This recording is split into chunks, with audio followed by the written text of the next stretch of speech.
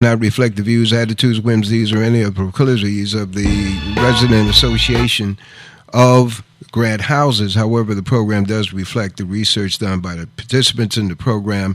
And in this particular instance, we have with us a young man who, well, when I called him the other day, I asked him how he's doing. He said, well, the posse's after me. I said, how many? He he said he said they got all the horses in Montana. But anyway, on the serious tip, this is a brother who really scares a lot of the so-called status quo reporters and commentators and stuff like that. So much so that they avoid the brother. And it's not enough black radio that invites brothers like this, Altomatics, this brother, other brothers who are not afraid to just break it out. And if they're wrong, they invite people to tell, hey, call me up, tell me I'm wrong, and then we'll do a one-on-one. Without further ado, Assemblyman Charles Barron of Brooklyn, USA, and actually Black New York, USA. God bless you, my brother. Well, thank you very much, my brother, and I'm so honored to be on with you today. And I don't need them to put me on other programs as long as I got you and other black voices or places where our voices can be heard. And plus, thousands of people support us in our beloved East New York and other communities in New York City. So to hell with them. No, with that fine introduction, our invite to Brother Charles Barron is part of a series of interviews that we're endeavoring to make regarding the stealing of black property in New York City. Actually, New York State is going on around the country, but when it happens in New York, it's quietly covered over, and people don't think that what is happening is happening. And we have named our series Steal Estate, and it's happening with the benefit of the perpetrators of having contacts within the government, New York City government, the various agencies, etc. But Charles Barron has done some things that has hampered the stealing of real estate of black people in Brooklyn. So, Brother Charles Barron, share with us how you first became aware of things that are going on. It's not just one thing, it's a combination of things that are going on, depriving black people of their property, and so on. Well, thank you very much. The first thing that they do often, and there's several ways that they do this. First of all, Malcolm X said land is the basis of freedom and independence. And we got to put stealing of our property, gentrification, mass incarceration, police brutality, all of this we have to put in the context. Fighting for reparations, we have to put this in the context of the need for us to fight for the systemic change of this racist, parasitic, predatory capitalist system and its imperialistic foreign policy that creates wars for the same purposes. To steal land, to steal resources, and indeed steal people as they did to bring us here and build the foundation of this capitalist system. So as we talk about the land theft in our community and all other issues, we have to always say that revolution is the solution. We can't just focus on the symptomology, the symptoms of this racist capitalist system is police brutality and all of that stuff. So we have to get to the core. But on the issue, in most cities around the country that are predominantly black, there's several ways that they get our land. One is by way of foreclosure. Foreclosure. That's happening in my community heavily all over the city. Foreclosures are going on. And the way they get you in foreclosure is, of course, they have these, what they call predatory loaning, where they will loan our people money. You ever heard them commercials? No bad credit, no credit, doesn't matter. Mm-hmm. And you say, wow, that's too good to be true. Well, you were right, because what they'll do is they have you take out mortgages on property, and they have what they call a balloon payment, meaning that after the first couple of years or whatever, the entire amount of the mortgage is due. So if you have a $200,000 mortgage or whatever the mortgage or whatever the loan is, after you pay on the interest, by the way, for the first 4 or 5 years, you're paying on the interest. You're not even hitting the principal that much. They say the entire amount is due, and if you can't pay that, they snatch your property. So we have a young man in my office, or rather, elderly man in my office, by the name of Mr. Faulkner, Melvin Faulkner. He has helped over 80 families out of foreclosure by going to the courts and taking on the banks and making sure that the people still have their deeds to their properties, and he fights with them, and he wins case after case after case. Another way that they take real estate from us in our homes and land is through the third-party transfer program, the TPT, the third-party transfer program. They'll look at, last one in my district, 721 Van Sicklen. These were brothers and sisters that actually bought property, and under HDC, they actually owned a multi-apartment dwelling property. They owned it, and they had commercial on bottom floor, and they'll make sure that you have problems with your taxes. So they owed $300,000 in taxes, and then they had a $30,000, $40,000, $50,000 water bill. And then if the city makes any repairs on your property, they'll charge you that, bill you that, and then when you don't pay it, they'll put you on the list for foreclosure, and they'll give your property that you were a owner of, you now have to pay rent because you are now owned by a not-for-profit and sometimes a for-profit organization that the city gives your property to. We were able to successfully fight against that by going to the city council. My wife, Inez Barron, who's a city council member, she was able to get them to stop that, take land off the foreclosure list by getting the city council to forgive the real estate tax and then develop a payment for the owners to pay for the water bill and other bills and get loans for rehabilitation. So we've been able to successfully stop that on a couple of occasions. The third thing we did, we stopped gentrification from coming into my beloved East New York. The city council has the power to determine what's going to be built on city-owned land. They call it the ULURP process, the Uniform Land Use Review process. When a developer comes into our neighborhoods, Harlem, Brooklyn, Bed-Stuy, East New York, anywhere in Queens, Crown Heights, and they have city-owned land, and HPD gives them the land, and they want to build housing, well, they have to get approval. The city council is the last stop. They go to the community board, that's a recommendation. The borough board, president's board, that's a recommendation. City planning is a recommendation. But then the city council has the final say, has the power to say no. So when developers came into my neighborhood, and I was in the city council for 12 years, my wife is in there now, I'm in the assembly, she was in the assembly, we switched seats, keep the power in the community. They had to come to me and tell me what they were building. So when they said we're building affordable housing in your neighborhood, 250 units, and I said, affordable to who? How are you defining affordability? It is important for our listeners to understand the AMI, the area median income. That determines affordability. The area median income for New York City is $95,000 for a family of 3. HUD defines affordability as 80% of that, which is about $70,000. So I asked the developer, I said, sir, you bringing affordable housing into my beloved East New York? Ain't that nice? Do you know the area median income of the city? He said, yes.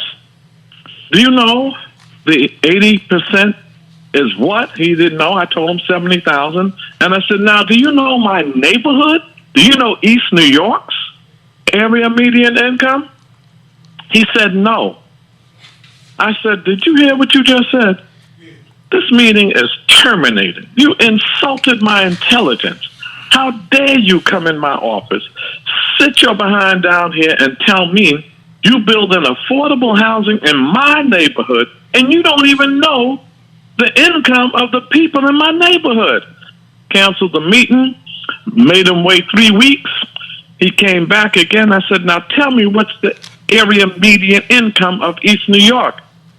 $35,000 for a family of 3. So then your housing is not affordable. So now since I have the power and the last say on this, let me tell you what your project is going to be, or else it won't be approved. I say all of that to say that in my 12 years in the city council and my wife's 4 years that she's been in it, we don't have not one, my brother, not one market apartment in our neighborhood that came through us. Everything is based upon the income band of East New Yorkers. 50% of us are at $35,000, and 50% of the housing has to be at $35,000 income. Another 10, 15 make from 50 to 35, then another 10 make 60 to 80,000. That's the income band. Where could you go and get a one-bedroom apartment, nice, well done, well-made apartment for $790 a month, a two-bedroom for $1,100 a month?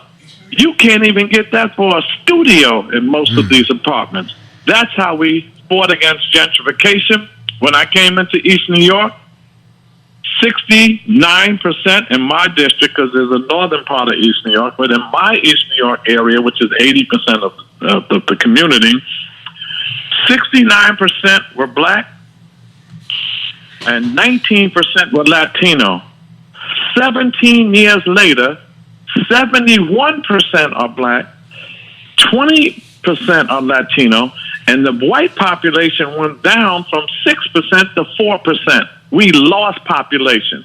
In Harlem, 14% black population lost, a 400% increase in the white population. In Bed-Stuy, it's even worse.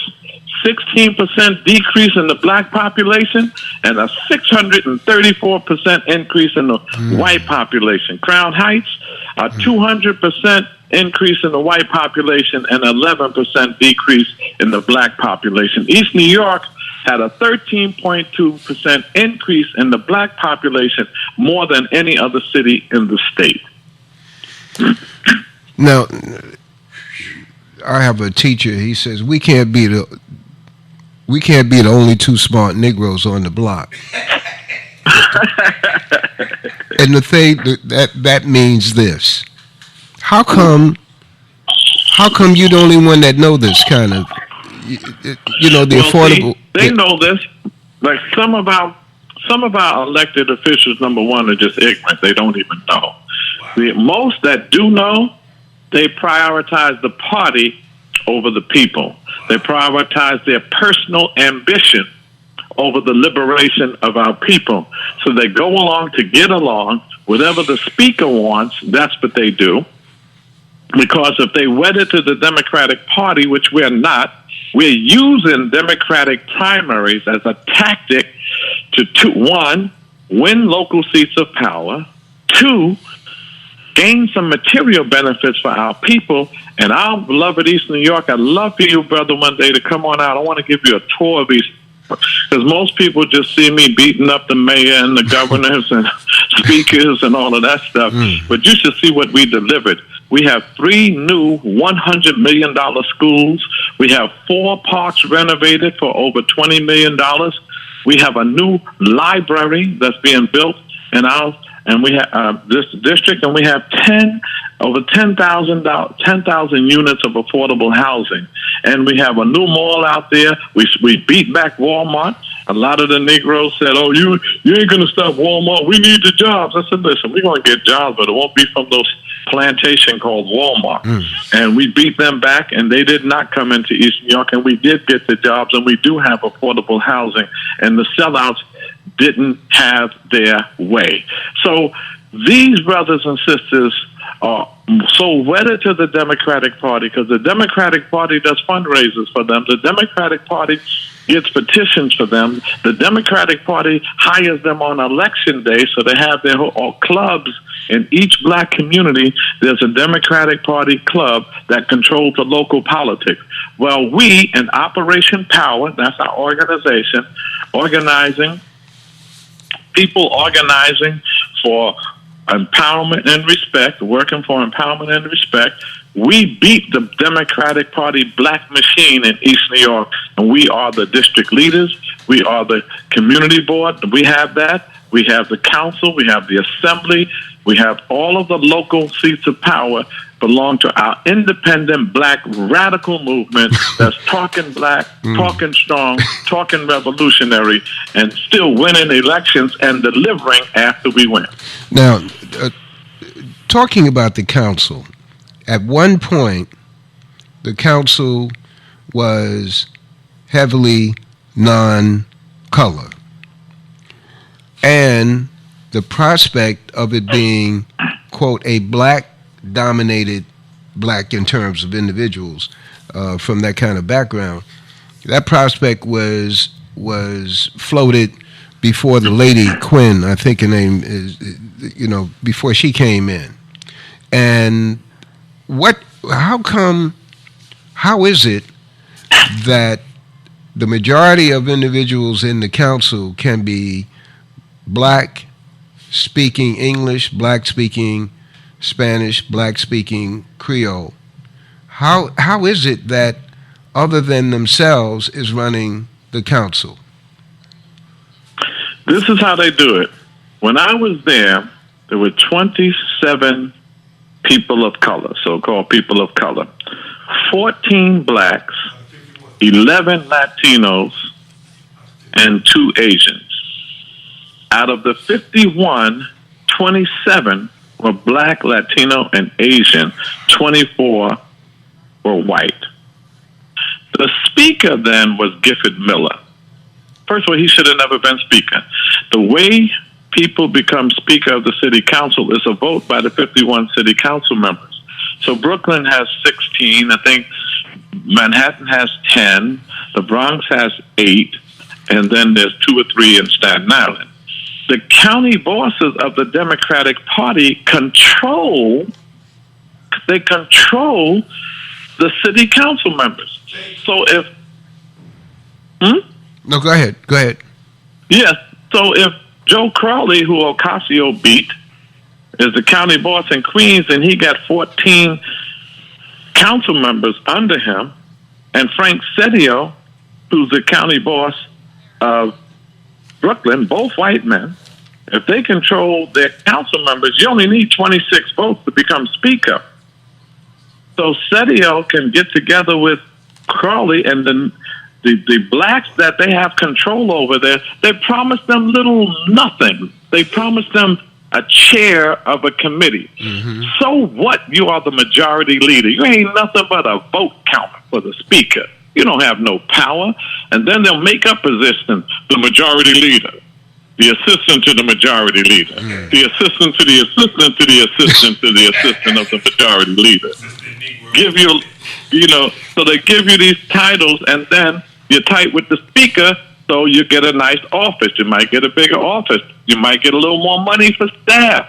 You might get a program funded in your district. And your legislation may get to the floor quicker if you're good with the speaker. But if you're like Barron and you vote against the speaker, they're going to mess with your capital money, your program money. We were able to get around that anyway by dealing with agencies and having them partner with us to get the schools and get the parks in our district. But that's how they keep them under control. It's their personal ambition.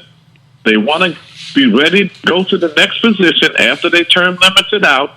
So they suck up to speakers, and they're controlled by governors. Martin Luther King said something years ago. He said, I understand why the black masses is angry at the black politicians, because the white power structure creates these manufactured leaders. He called them manufactured leaders. The white power structure gives them prestigious position and resources, retain control over them and the black community. Okay. Frantz Fanon, Wretched of the Earth. He talks about the black nationalist bourgeoisie. And the black nationalist bourgeoisie, he says, are those who talk nationalism but only seek to get into the position of the oppressor and do what the oppressor has done. That's what you just explained. Well, Fanon was right on point with that, and you know who else was very on point with an analysis, and that was Osachifo, Dr. Kwame Nkrumah, who wrote a book, Neo-Colonialism, The Last Stage of Imperialism. We're suffering from a kind of domestic neo-colonialism in our neighborhoods.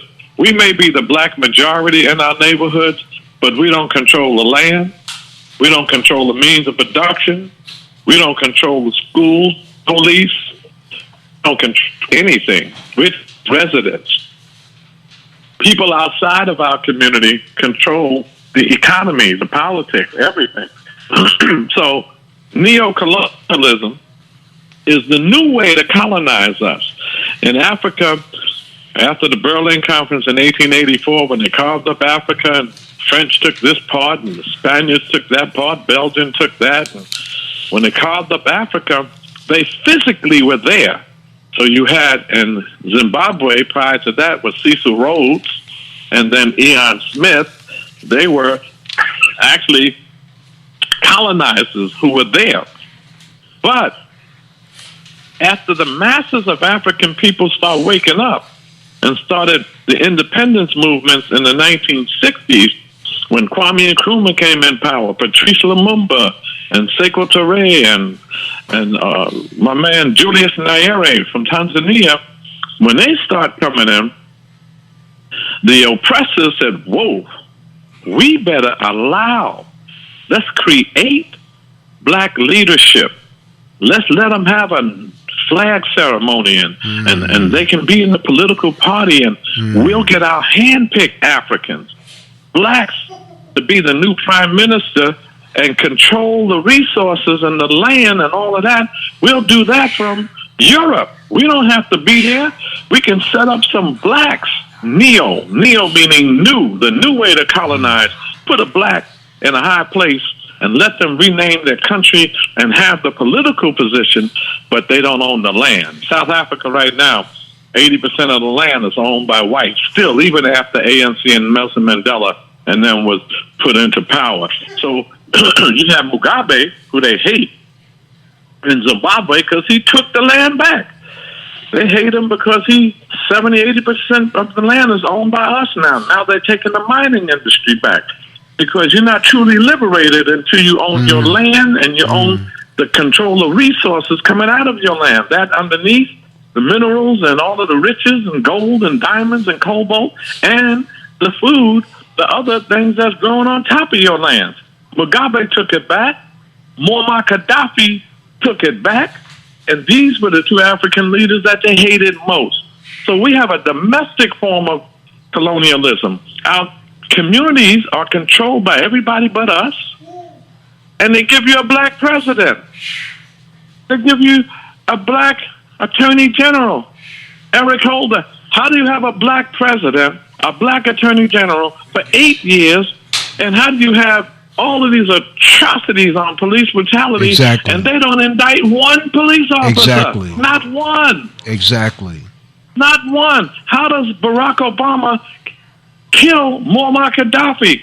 How does Barack Obama set off drones all over the country, bombing Pakistan and other places? How did Barack Obama have more military bases built in Africa than he gave food and humanitarian aid? Barack Obama gave Israel a 10-year, $36 billion arms contract. Barack Obama deported more people than Trump. So if you put a black face in a high place, you can have a mayor. You can have a governor. You remember the Gary, Indiana political convention in Yes. 1972, Exactly. we had about 2,000 elected officials. After that convention, we went up to 7,000 elected officials. Today, you have over 13,000 black elected officials, and the poverty and unemployment Has and mass increased. incarceration and powerlessness and homelessness is higher today than ever. Brother Charles Barron, Assemblyman Charles Barron, here in you're not in the studio, you're by way of phone, and this is a Grant Houses Resident Association first to have a politician of your stature, and when I say that, you're, assemblyman, and we'll have more. But there are other communicators in the studio, and they want to join in, but I want to go back to what you have done in terms of affordable housing, in terms of the foreclosure, taking these properties off the foreclosure list. Right. How? Right now, in any community where there's a city council member, and that's every community, that council member can go to the council and get those properties off the foreclosure list. Why they don't do that, I don't know. You knew that was my next question, right? Yep. You ain't trying to get me to try to figure out what's on these folk mind. But I think it's just a lot of, like, say, if the speaker who has so much power wants a particular project or wants, because you remember HPD that's putting them on the foreclosure list, that's Bill de Blasio's agency, the so-called progressive mayor. What a hypocrite. He don't have a progressive bone in his body. Bill de Blasio is building more shelters, and we blocking a project now. They're trying to take a shelter and make it better. They said, Barron, we know you don't want shelters and all of that. You're oversaturated. But we're going to build some homes and apartments next to them, and we're going to redo their shelter and make it better. I said, no. Get them out of the shelter and put them in permanent housing. Right. So our new homes, Mr. de Blasio, is $8.4 billion for 4 new jails and new shelters. So the new homes for black and brown people in New York City is jails and shelters. And you're so concerned about the inhumane conditions in jail now that you want to put $8.4 billion to build new jails. Man, that's money for contractors. You are concerned about us being in jail, and when you're in New York City's jail, you are trial prisoners. You weren't convicted of anything. You were in there waiting on a trial. Let them out. Let them out. The Eighth Amendment said bail should not be used and set to punish, but only to assure that people show up to court. Let them out. Once again, I was going to ask the question that you answered already, but what have you seen of other? Well, you're in the assembly, but what have you seen of other council people who were doing that which your wife is doing in terms of removing properties from the foreclosure list? You might find one or two that's doing that, but not many. They had a whole hearing on the TPT program, the third-party transfer program. They sitting there having a hearing on it. Poor Miss So-and-so, her apartment is this is happening, that's happening. Well, Negro, take her off the list. You don't need to have no hearing. You got the power to take her house off the list. Do it. You need no hearing. And then you sitting there at a hearing talking to HPD. When we were talking to HPD, they said, well, assemblyman and council member, we have them on the list because they owe this, they owe that, and blah, blah, blah, blah, blah. So I said, well, I remember when the third-party transfer program, Elva McPhail in my neighborhood, brothers and sisters, owned the whole cooperative complex. The owner prior to them, a white man, had a $5 million tax debt and a $500,000 water bill. So I said to HPD, you need to forgive them for that. That was his doing. HPD said, Barron, what we'll do, we'll put them in a third-party transfer program. They have to give up their deed to this not-for-profit who will do the renovations since they don't have the money, and then we'll give the deed back to them. That's how it was then. So I said, well, you sure? You guaranteeing this? So I told the group, let's take a chance. We took a chance because I told them, I said, you will read about me on the front of every newspaper because I will take somebody's head off if they don't give you back your deeds. We did it. They emptied the debt. They gave them back the deeds, and now they own it, brand new, fixed up, having their challenges, getting everybody to pay the rent on time. Right. That's always a challenge. Right, exactly. But they have their property. They own it. We got rid of the $5 million debt, the $500 water bill, gone. So I'm thinking this third-party transfer is the same thing. Not this one. This third-party transfer program takes the deed and doesn't give it back. They keep it. So now you no longer own your property. That's why we took ours off the list. Wait a minute. Now, You're there losing. still has to be challenged. You're losing me. The third-party transfer has been consistent or No. They changed. They claim and they changed it. I'm still looking at. I want to see the change. Now, when they take your deed, they keep it. You don't get it back. When I did that years ago, they gave it back. Okay. After it was rehabilitated, and the key is to get the debt forgiven. We don't have no $5 million to pay on no real estate tax and $500,000 for a water bill. And in the case in my neighborhood this time, it was $300,000 for the real estate tax and about $60,000, $70,000, $80,000 for the water bill. So we want that forgiven, and we want to develop some economic plan where they can get a loan and have some stuff done. So now we took them off the list. And the reason we took them off, because now they don't give you the deed back. They want to keep it. Okay. The city is stealing, taking the land, the real estate from our people, and saying, you now have to be a renter for this new not-for-profit. And what have you found of the not-for-profits being a shell or a front for some other entities that have been traditionally owning real estate in New York City? Exactly, but I don't care if they were legit. You ain't taking our property. I don't care if you are a right-on, serious, legit, not-for-profit. You're not taking our property. We're going to own, because ownership is the basis not just for building wealth under capitalism, but is also for building liberation and self-determination and determining the destiny of our communities. We have to do like the Black Panther Party said, my party.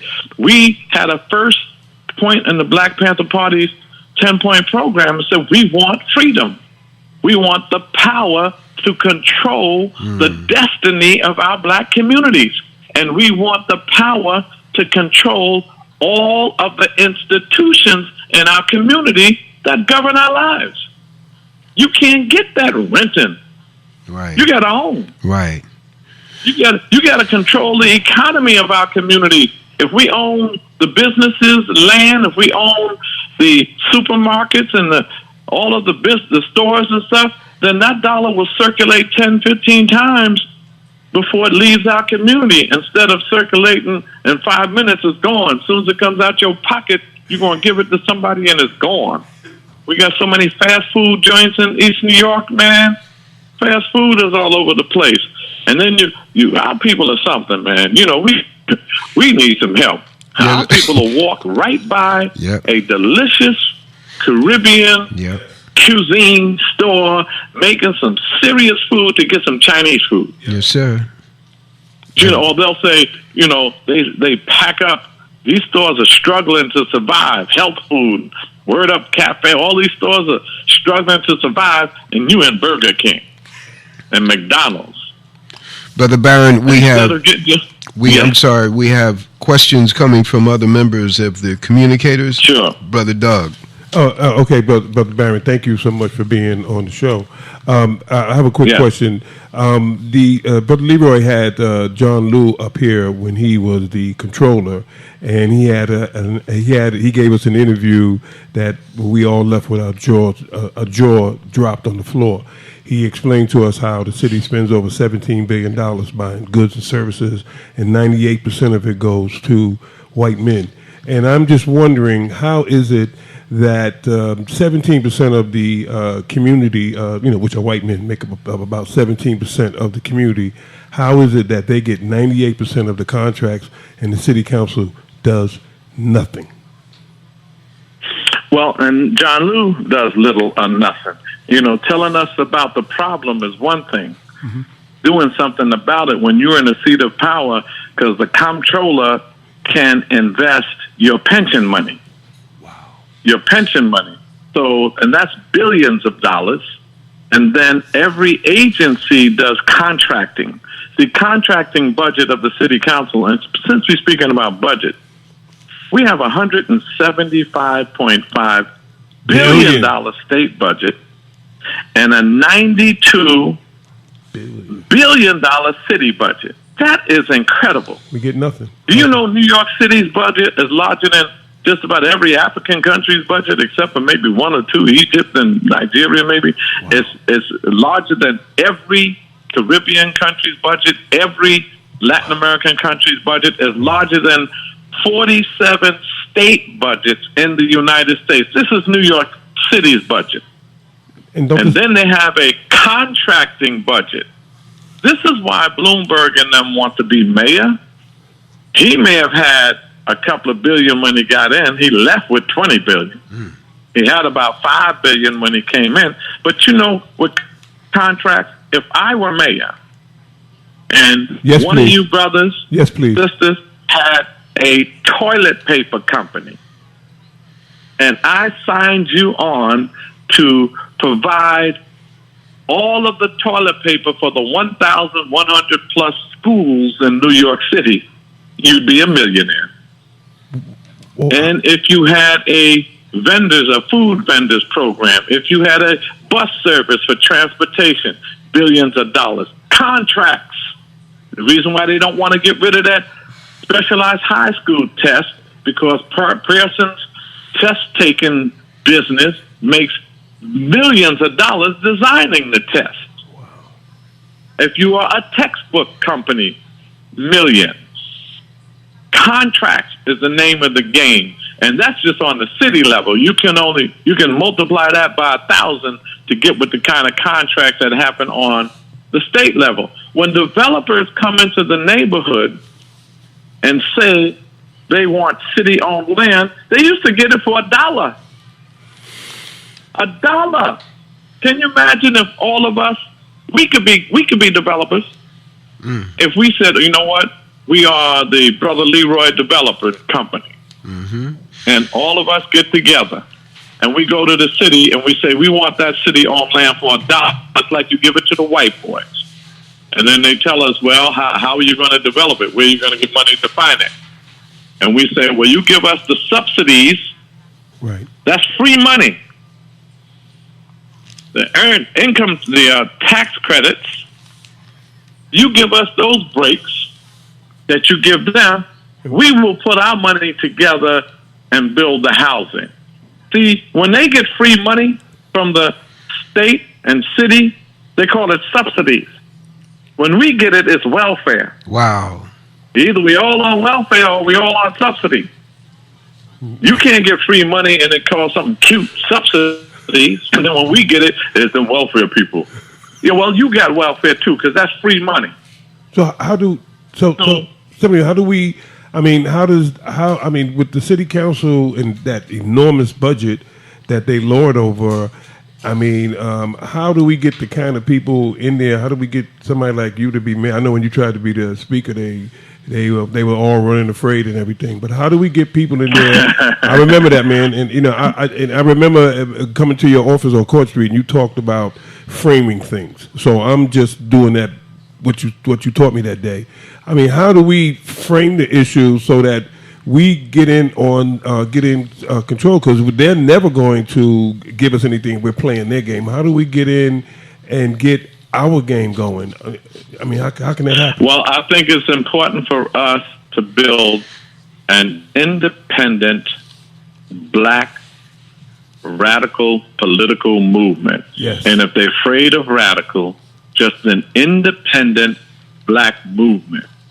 We have to get together, and our biggest challenge is the black neo-colonial puppets of the Democratic Party. Wow. They're not going to do right by you. Nope. You want to find out who's progressive?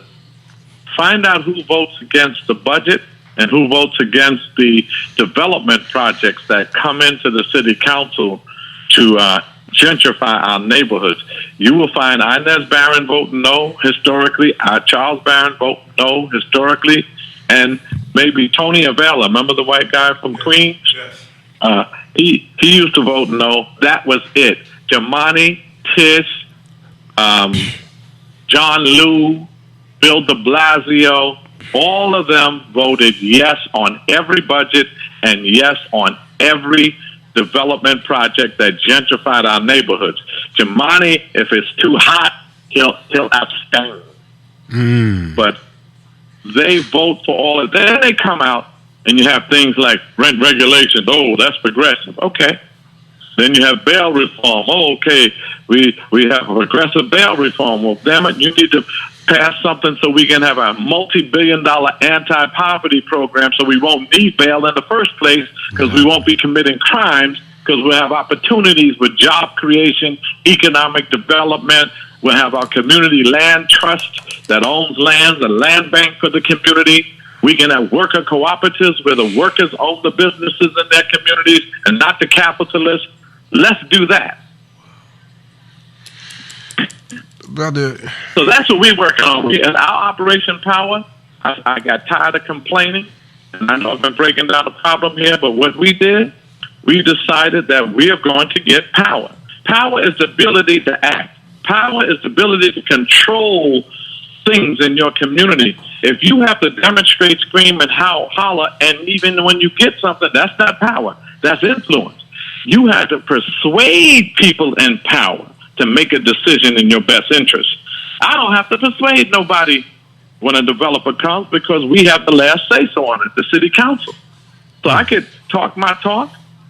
I don't wear shirts and ties. They told me I had to wear a shirt and tie to sit in the assembly. I said, yeah, watch me. Great. I don't wear them. So, we got to build an independent political movement. Every organization that's doing something has to get into the electoral arena and use the Democratic primary as a strategy. Our people blindly vote Democratic. That's crazy. Blindly. So if you want to start an independent party, and we tried the Freedom Party, the Unity Party, but we have to run in the Democratic primary because everything that happens in the primary, that's it. When I run in the Democratic primary, it used to be in September, now it's in June. Whoever wins in September, that's it. Right. 90% of the people in my district are Democrat.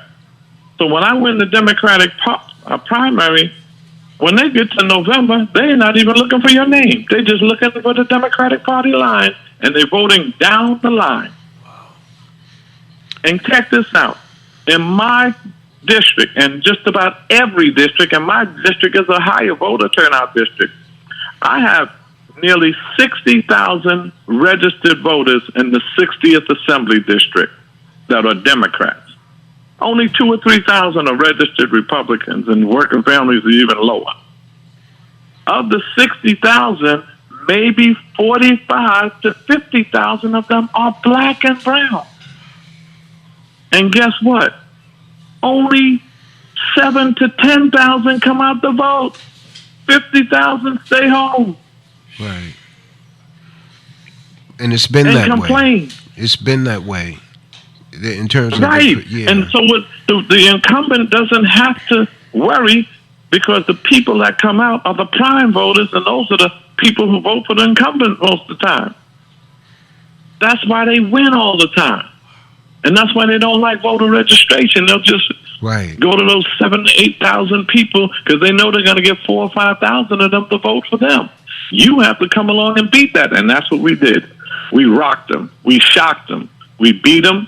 They didn't think we could because they thought I was too radical and didn't have money.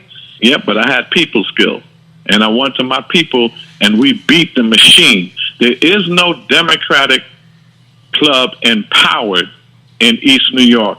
It is us, Inez, Operation Power. We took over East New York. Now,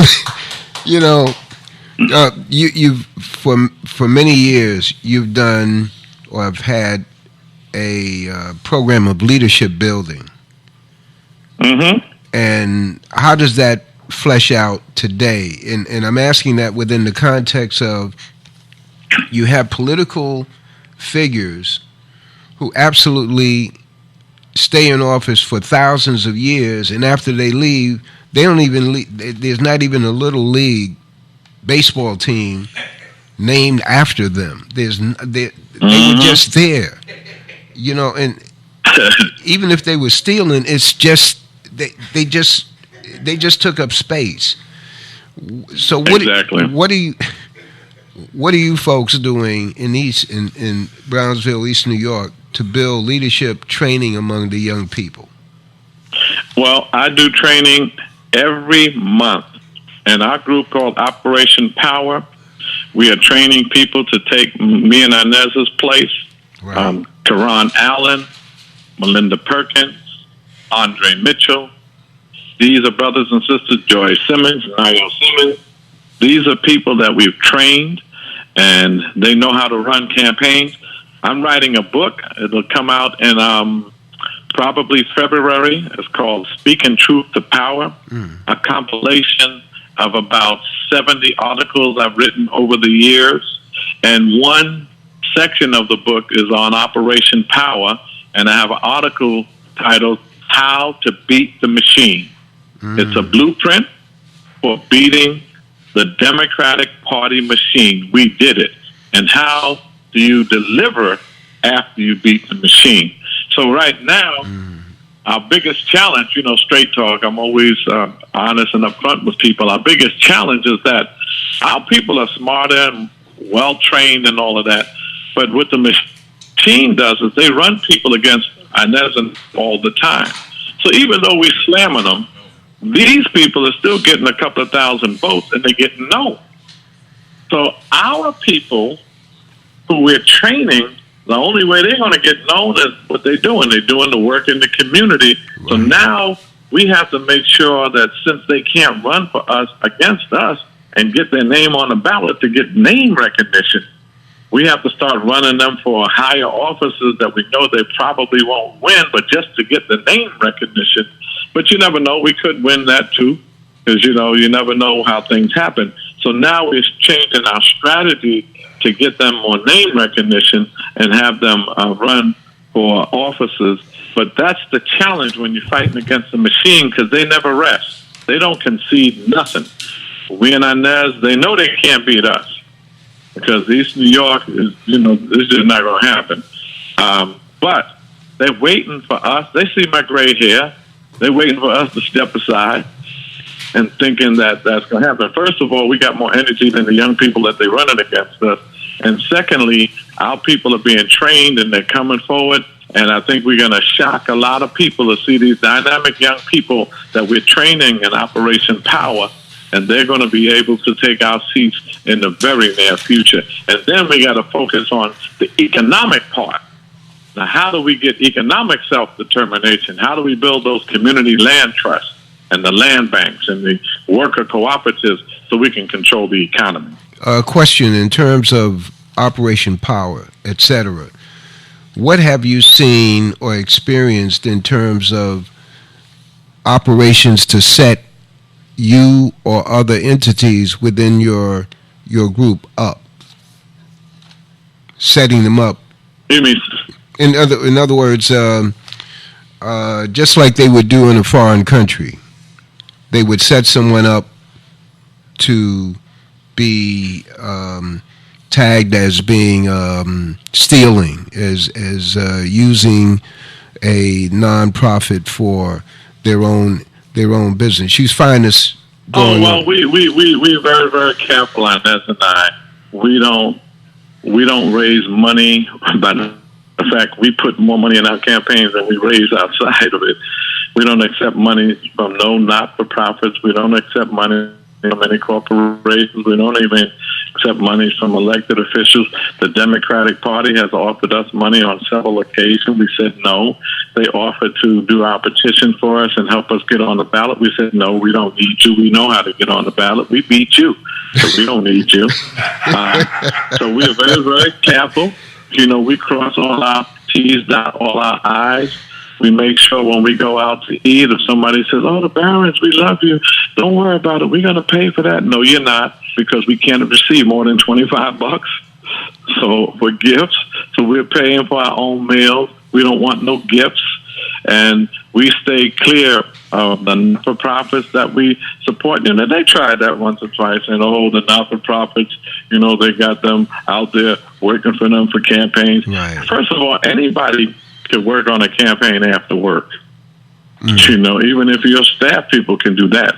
What you can't do is after work hours, you can do that, but you can't do anything during work hours. We stay clear from that. Believe me, if they had anything on us, that would have been out there, because we know how to stay clear from that. And plus, capitalism is not just a political and economic system. It's a value system. We don't put great value in materialism. We want a nice home, we want nice cars, we want nice clothing.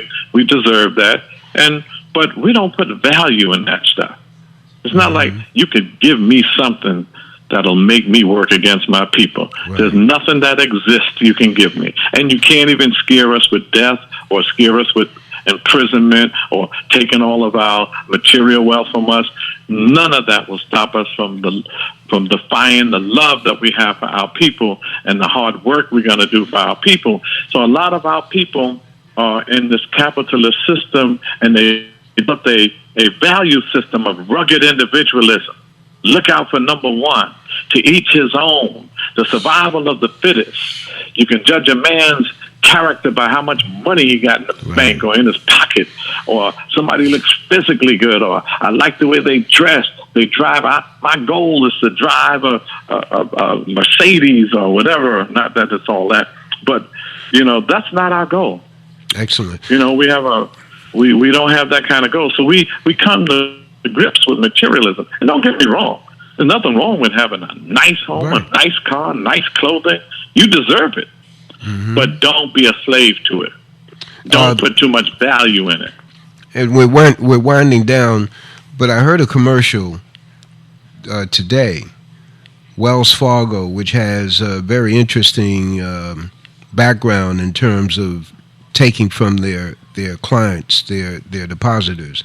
Wells Fargo, they should be in jail. Hey, Wells Fargo is running an ad regarding $20,000 grant for homes. Now, I heard that on radio this morning. It could be, what did they call the kind of mortgages that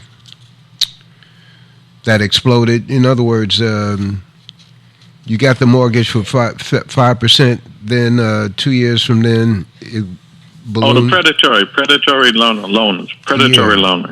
Well, anyway, I would ask you, since I mentioned it to you, that'll be automatic for you to check out. In the future, are you open to talking about, in a general way, the election that you lost, and I put that in quotes, for a congressperson? In general, I'll get specific with you, bro. And by the way, I never lost. I never lost an election in my life. I finished second in a 2-man race. I like that. No, that one I would love to talk to you about and break down what happened in that election. Be honest with you, that election showed how much they feared us, yes, respected us. Yes. That election told me more about our power that they perceive us to have. Yes. Because never in the annals of New York State politics has ever there been a single little black man in East New York running for Congress with $135,000, and my opponent had $3 million, had 23 unions. The president took a picture with him, and they mailed it. The governor went against me, Gillibrand and Chuck Schumer, the senators, about 10, 15 city council members, 3 borough presidents, and the county. And the Jews went mad.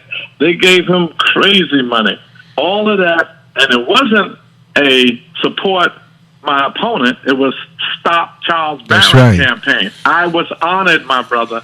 And I'd love to come back and break down the numbers and what went down in that campaign, because we consider that one of our best campaigns, because it showed the fear and respect that they had for us, that they had to go all out because they know I would have whipped him badly if they didn't do what they did, because I almost beat Ed Towns, who was the incumbent in 2006.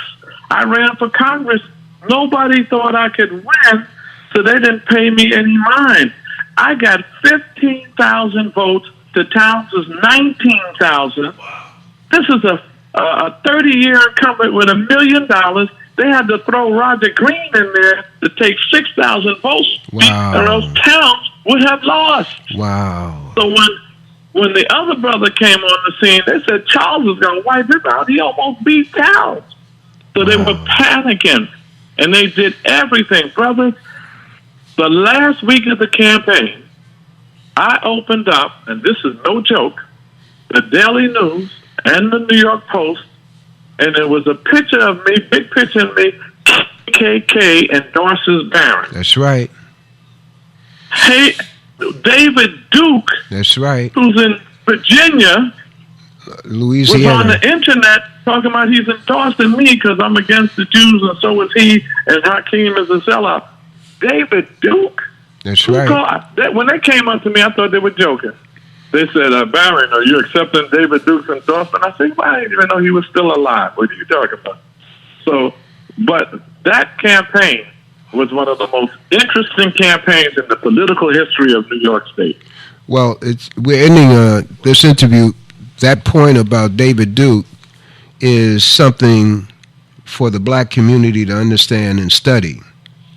Because, once again, how did he... I thought he was down in Louisiana, but wherever it is, I don't know where he is. You could be right. Because I don't even know the point is where he is, and I didn't even know he was still alive. You're in Brownsville, X-1000, East New York. You're X-1000 in a congressional area, a small, and all of a sudden this guy's going to endorse you, and we go for it. We go, when I say we go for it, we don't say, wait a minute, this is... So anyway, Dick Gregory had told me something about David Duke. He said, hey, man, he's naval intelligence. I said, what do you mean by that? He said, he comes out of naval intelligence. I said, what? Yeah. So... But can you imagine that, man? Oh, man. All for what? Because they knew I would have slaughtered my opponent. But when they came on, I still got 13,000 votes. He got 27,000. But it was one of the most impressive campaigns we've ever run, because with $135,000 in the whole political DNC, Nancy Pelosi, all of them against you, and $3 million, the Jews went crazy. The last week of the campaign, Jewish people from all over the country and even outside the country sent him money. That's right. To stop me. That's right. And it wasn't about him. Half of them didn't even know who he was. That's right. I mean, it was so vicious that they even got people in my beloved East New York to say, hey, look, because, you know, they put all my quotes in how I attacked Barack Obama, and our people love Barack Obama. So a combination between me attacking Barack Obama and they having all the money and the unions going with him. He didn't even have a relationship. I had the relationship with the unions over the years. And the local folks said, we voted for you. But when it went up the top, they changed it and said it has to be your opponent.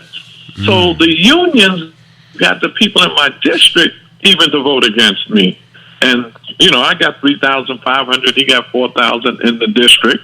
But my people said two things. One, our unions were twisting our arms. Two, we didn't want you to go to Washington. We don't want you to leave York and spend all that time in Washington. We want you to stay here. So some of them said that we wouldn't have voted for you anyway because we didn't want you to leave.